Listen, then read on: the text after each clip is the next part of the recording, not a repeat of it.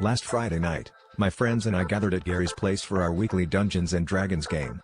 The snacks were plentiful, the dice were rolling, and Gary, as usual, DM'd with all the enthusiasm of a caffeinated bard. About an hour in, he pulled out a suspiciously official-looking clipboard and declared, "From now on, I'm introducing a new homebrew rule. For authenticity." We all groaned, expecting another one of his elaborate tavern tax subplots, but he just smiled and told us to trust him.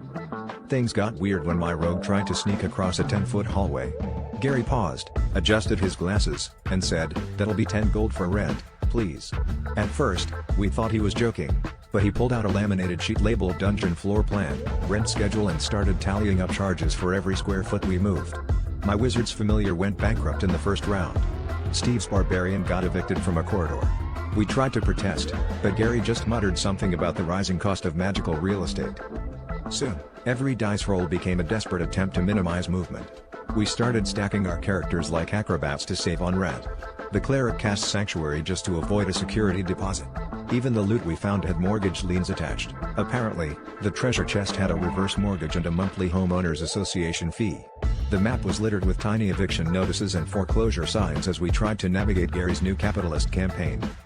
By the end of the night, our party was huddled in a 5x5 room, rationing copper pieces and arguing over who could afford to open the next door.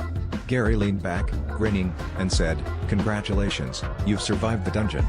But you'll never survive the housing market."